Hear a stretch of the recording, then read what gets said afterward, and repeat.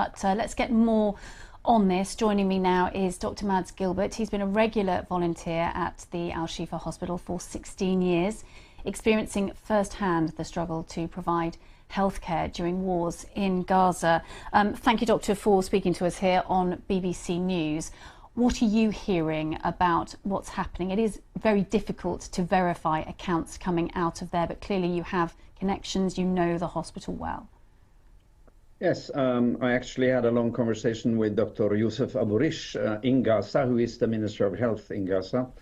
And he confirmed what you say, that they don't have communication lines now. There were rumors earlier today that Israelis had bombed the new big surgical block. That has not been confirmed. What is confirmed, however, is that they have abducted 10 medical doctors, 1 nurse, and 1 medical doctor was shot through the chest when he followed the orders to leave the hospital. He was later operated in another hospital.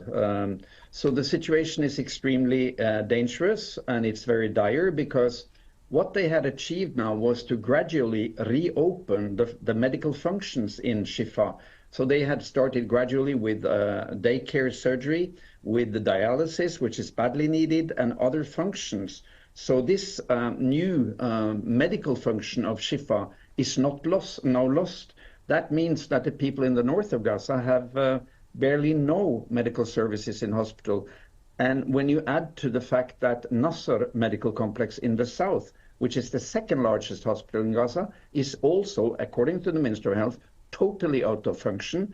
That means they have lost 2 very important hospital resources during these attacks the last few weeks. And for the attack on Shifa, we don't know how many of those who have been executed are actually patients or medical staff or relatives of patients or refugees. We should say that the Israel Defence Force are putting updates out about the operations that are ongoing. They are talking about the fact that they eliminated, in their words, more than 50 terrorists at the hospital. They said that weapons storage facilities have been located, and they said they are operating while preventing harm to patients, staff and equipment. Well, from the army and the government, who are known to be liars, I just have to say that, because I've been working with Palestinian healthcare since 1981, and it is a pattern of their attacks on the civilian society to attack primary healthcare and hospital healthcare and ambulances. There is no doubt about that. And when they attacked Shifa last time, there was no proof of any military activity in Shifa.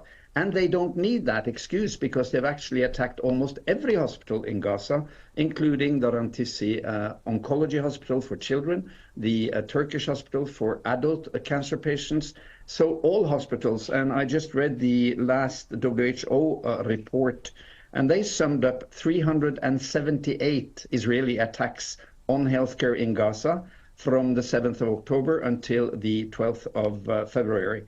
378 attacks. And the latest Right to Health report that comes every year, which is WHO also, they summed up that during 2019 to 2021, there were 563 Israeli attacks on healthcare. So really, all these attacks that we have seen in Gaza on healthcare, not only hospitals, primary healthcare, ambulances, and as we know from the UN numbers, it's almost 400 healthcare workers who have been killed by the Israeli army. These attacks on healthcare are attacks on an immune part of society. Regardless of what else is happening, healthcare should be protected to have a safe place to go when you're sick or injured. And also, everyone has the right to be protected when you're injured, even if you're a fighter. So these attacks are very worrisome. I'm very worried that the EU, my own government also, and the UK government do not signal that there is a red line to how much harm Israel can exercise and how much destruction they can do to the Palestinian healthcare. The Minister of Health said today, we have no more function, almost no more function. Everything is destroyed.